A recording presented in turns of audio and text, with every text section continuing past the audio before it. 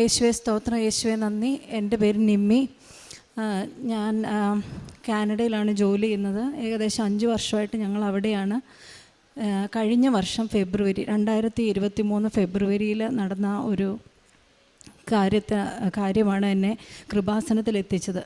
അപ്പോൾ എനിക്ക് 2023 ഫെബ്രുവരിയിൽ എനിക്കൊരു ചെറിയ പനി വന്നു. പക്ഷേ അത് ഏകദേശം ഒരാഴ്ചയോളം എനിക്ക് പനി മാറാതെ ഇരുന്നു. ഞാൻ കാഷ്വാലിറ്റി ഡോക്ടറെ കാണിച്ചു. ഏത് മരുന്ന് കഴിച്ചിട്ടും കുറയുന്നില്ല. അങ്ങനെ ഒരു ദിവസം എൻ്റെ അവസ്ഥ വളരെ മോശമായി. എൻ്റെ ഹസ്ബൻഡ് എന്നെ കാഷ്വാലിറ്റിയിൽ കൊണ്ടുപോയി. അവിടെ ചെന്ന ഉടനെ എൻ്റെ അവസ്ഥ മോശമായി. ഞാനവിടെ തളർന്നു വീണു. അപ്പോൾ എന്നെ അവിടുത്തെ ഒബ്സർവേഷനിൽ അഡ്മിറ്റ് ചെയ്ത് ഡോക്ടർ ഒരുപാട് ഇൻവെസ്റ്റിഗേഷൻസ് എല്ലാം ചെയ്തു. അങ്ങനെ ടെസ്റ്റ് ചെയ്ത് നോക്കിയപ്പോൾ എൻ്റെ ഹീമോഗ്ലോബിൻ വെറും 4.5% ഉണ്ടായിരുന്നുള്ളൂ. എൻ്റെ യൂറിൻ ടെസ്റ്റ് ചെയ്തപ്പോൾ യൂറിനിൽ ബ്ലഡായിരുന്നു. അങ്ങനെ ഞങ്ങൾ വളരെ സങ്കടത്തോടെ ഇരുന്നു. അപ്പോൾ ഡോക്ടർ പറഞ്ഞു എമർജൻസി കേസാണ്, എന്നെ അവിടെ അഡ്മിറ്റ് ചെയ്യണം. ഞാൻ ഇതൊന്നും അറിയുന്നില്ല. എൻ്റെ ഹസ്ബൻഡാണ് എൻ്റെ കൂടെ ഉണ്ടായിരുന്നത്. അദ്ദേഹം ഡോക്ടർ പറഞ്ഞ അനുസരിച്ച് എന്നെ ഹോസ്പിറ്റലിൽ അഡ്മിറ്റ് ചെയ്തു. എൻ്റെ അവസ്ഥ വഷളായിക്കൊണ്ടിരുന്നു. അവരെന്നെ ഹെമറ്റോളജിസ്റ്റിന് റെഫർ ചെയ്തു. അങ്ങനെ ക്രിട്ടിക്കലായിട്ടുള്ള അവസ്ഥയിൽ എന്നെ അഡ്മിറ്റ് ചെയ്തു. 3 യൂണിറ്റ് ബ്ലഡ് എനിക്ക് തന്നിട്ടും എൻ്റെ ഹീമോഗ്ലോബിൻ കൂടിയില്ല. എൻ്റെ ഹീമോഗ്ലോബിൻ 5 വരെയായി. പിന്നെയും ഒരു റീസണും ഇല്ലാതെ തനിയെ കുറഞ്ഞുകൊണ്ടിരുന്നു. അതിനുശേഷം എൻ്റെ പ്ലേറ്റ്ലെറ്റും കുറയാൻ തുടങ്ങി. അങ്ങനെ ഏകദേശം ഒരാഴ്ച കഴിഞ്ഞപ്പോൾ എന്നെ നോക്കിക്കൊണ്ടിരുന്ന ഡോക്ടർ പറഞ്ഞു, നിമ്മിയെ ഹെമറ്റോ ഓങ്കോളജിസ്റ്റിന് റെഫർ ചെയ്യണം, ഇത് ബ്ലഡ് ക്യാൻസർ ഉണ്ടാവാനായിട്ടുള്ള സാധ്യതയാണെന്ന് പറഞ്ഞു. അങ്ങനെ ഹെമറ്റോ ഓങ്കോളജിസ്റ്റിന് എന്നെ റെഫർ ചെയ്തു. ആ ഡോക്ടർ വന്ന് എന്നെ കണ്ടിട്ട് എന്നോട് പറഞ്ഞു എത്രയും പെട്ടെന്ന് ഒരു ബോൺ മാരോ ബയോപ്സി ചെയ്യണമെന്ന് പറഞ്ഞു. ഒത്തിരി പ്രതീക്ഷകൾ നഷ്ടപ്പെട്ട അവസ്ഥയായിരുന്നു. പക്ഷേ എന്നാലും പരിശുദ്ധ അമ്മയോടുള്ള വിശ്വാസം എന്നും എനിക്കുണ്ടായിരുന്നു. അങ്ങനെ ഞാൻ ബോൺ മാരോ ബയോപ്സിക്ക് വിധേയമായി. അതിനുശേഷം ഏകദേശം 10-20 ദിവസത്തിന് ശേഷം അതിൻ്റെ റിസൾട്ട് വന്നു. ആ റിസൾട്ട് എൻ്റെ കയ്യിൽ കിട്ടി. ഞാനൊരു നേഴ്സായതുകൊണ്ടും കുറച്ചൊക്കെ കാര്യങ്ങൾ നമ്മൾ പഠിച്ചിട്ട് ഉള്ളതുകൊണ്ടും അത് വായിച്ച് നോക്കിയപ്പോൾ എനിക്ക് മനസ്സിലായി അതിൽ ക്യാൻസർ സെൽസ് ഉണ്ടെന്ന്. എനിക്ക് എമർജൻസി ആയിട്ട് ഹോസ്പിറ്റലിൽ നിന്ന് കോൾ വന്നു. എന്നോട് ഡോക്ടർ പറഞ്ഞു നിമ്മിയെ ഓങ്കോളജിസ്റ്റിന് കാണണമെന്ന് പറഞ്ഞിട്ടുണ്ട്. അവർ തന്നെ എനിക്ക് ഡേറ്റ് തന്നു. അങ്ങനെ ഞാനും എൻ്റെ ഹസ്ബൻഡും എൻ്റെ 2 കുഞ്ഞുങ്ങളും എല്ലാവരും വിഷമത്തിലായിരുന്നു. ഞങ്ങളിരുന്ന് കരഞ്ഞു പ്രാർത്ഥിച്ചുകൊണ്ടിരുന്നു. വീട്ടിൽ നിന്ന് ഇറങ്ങുന്നതിന് മുമ്പ് എൻ്റെ കുഞ്ഞുങ്ങൾ 5 വയസ്സും 3 വയസ്സുള്ള 2 പെൺകുട്ടികളാണ് എനിക്കുള്ളത്. അപ്പോൾ ഞാൻ മാതാവിനോട് പറഞ്ഞു, മാതാവേ, ഞാൻ എന്തെങ്കിലും വന്ന് മരിച്ചു പോയാൽ ഇവരുടെ അവസ്ഥ എന്തായിരിക്കും?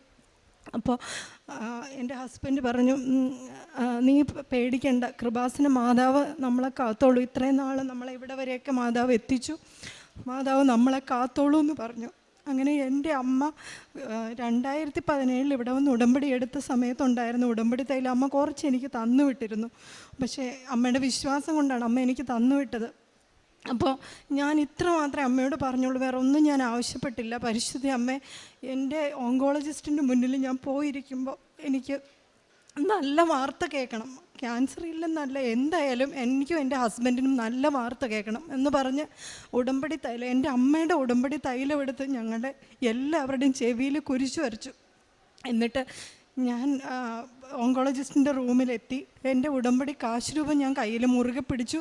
ഞാനും എൻ്റെ ചെറിയ മക്കളും എൻ്റെ ഹസ്ബൻഡും ഡോക്ടറുടെ റൂമിൽ കയറി. പക്ഷേ എൻ്റെ സങ്കടം കൊണ്ട് എനിക്ക് ഡോക്ടറോട് ഒന്നും പറയാൻ പറ്റിയില്ല.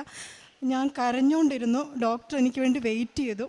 ഡോക്ടർ പറഞ്ഞു, നിമ്മി സങ്കടപ്പെടണ്ട, ഇത് ക്യാൻസർ സെൽസ് ഉണ്ടെങ്കിലും ഇത് ക്യാൻസർ ആണെന്ന് നമുക്ക് പറയാൻ പറ്റില്ലെന്ന് ഡോക്ടർ പറഞ്ഞു. അപ്പോൾ ഇത് ഒരു ഓട്ടോ ഇമ്മ്യൂൺ കണ്ടീഷനാണ്, അതിനെ ചികിത്സിച്ചാൽ മാറാവുന്നതേ ഉള്ളെന്ന് പറഞ്ഞു. അപ്പോൾ അങ്ങനെ ഒരു ക്യാൻസർ അല്ല എന്നൊരു നല്ല വാർത്ത പരിശുദ്ധ അമ്മ എനിക്ക് കേൾപ്പിച്ചു തന്നു.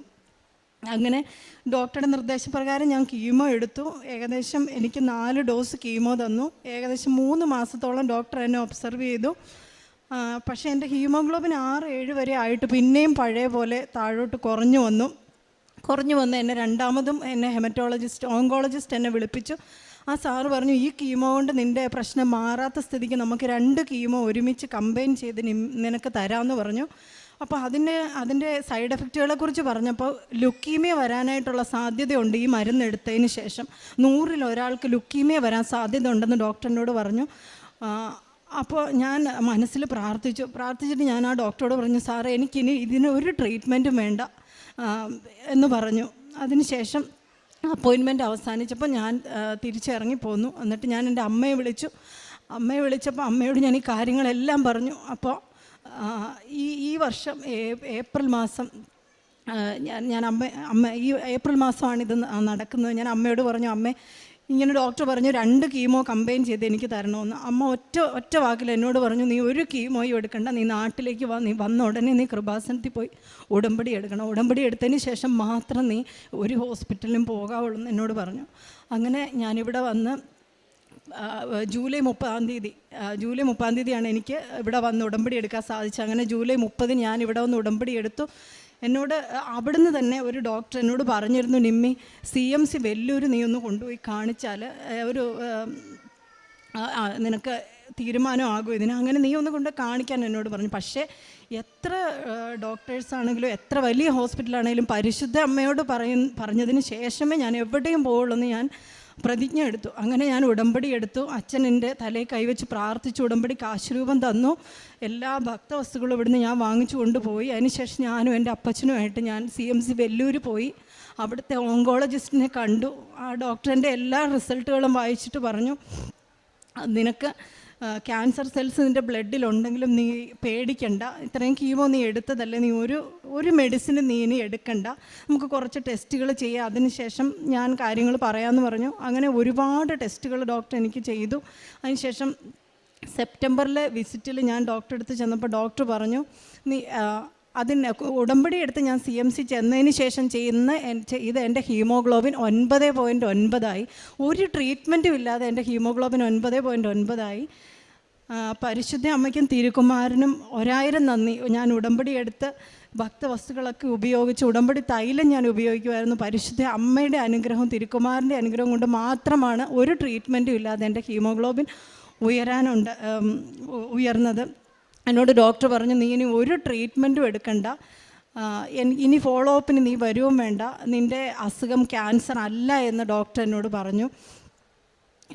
അതിനുശേഷം എനിക്ക് BP കൂടി, കിഡ്നി യൂറിനിൽ പത വരാൻ തുടങ്ങിയപ്പോൾ കിഡ്നിയുടെ ഡോക്ടർ എന്നെ നോക്കിയപ്പോൾ എന്നോട് പറഞ്ഞു, ഈ ബോൺ മാരോയിൽ ക്യാൻസർ സെൽസ് ഉള്ളത് കൊണ്ട് അത് കിഡ്നിയിലേക്ക് എന്തെങ്കിലും വന്നിട്ടുണ്ടോ എന്ന് അറിയാനായിട്ട് കിഡ്നി ബയോപ്സി ചെയ്യണമെന്ന് പറഞ്ഞു. അപ്പോൾ അതിന് മുന്നോടിയായിട്ട് കുറേ ടെസ്റ്റുകൾ എൻ്റെ ചെയ്തു CMC വെല്ലൂർ.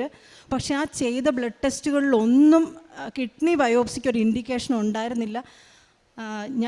എന്നാലും ഡോക്ടർ പറഞ്ഞു, ബ്ലഡ് ഇൻവെസ്റ്റിഗേഷനൊക്കെ നോക്കിയിട്ട് ഡോക്ടർ പറഞ്ഞു, നിനക്ക് കിഡ്നി ബയോപ്സിയുടെ ആവശ്യമില്ല എന്ന് പറഞ്ഞു. അങ്ങനെ അതിൽ നിന്നും പരിശുദ്ധ അമ്മ എന്നെ ആ പ്രശ്നത്തിനും പരിശുദ്ധ അമ്മ എനിക്ക് പരിഹാരം തന്നു. എനിക്കിപ്പോൾ യാതൊരുവിധ അസ്വസ്ഥതകളും ഇല്ല. ഞാൻ പരിശുദ്ധ അമ്മയുടെ ഉടമ്പടി തൈലം എല്ലാ ദിവസവും ഉപയോഗിക്കുകയും വിശ്വാസ പ്രമാണം ചൊല്ലി പ്രാർത്ഥിക്കുകയും ഒക്കെ ചെയ്യാറുണ്ട്. അതുപോലെ നാളെ ഞാൻ കാനഡയ്ക്ക് തിരിച്ചു പോവുകയാണ്. പരിശുദ്ധ അമ്മ എന്നെ പൂർണ്ണമായി സുഖപ്പെടുത്തിയെന്ന് ഞാൻ ഏറ്റുപറയുന്നു. എനിക്ക് രോഗത്തിൻ്റെതായ ഒരു അസ്വസ്ഥതകളും എനിക്കില്ല. ഒരു 3 മാസമായിട്ട് എൻ്റെ ഹീമോഗ്ലോബിൻ 9.9 നിന്ന് കുറഞ്ഞിട്ടില്ല. എൻ്റെ പരിശുദ്ധ അമ്മയും തിരുക്കുമാരനും എനിക്ക് തന്ന ഈ അനുഗ്രഹത്തിന് ഞാൻ നന്ദി പറയുന്നു. യേശുവേ സ്തോത്രം, യേശുവേ നന്ദി.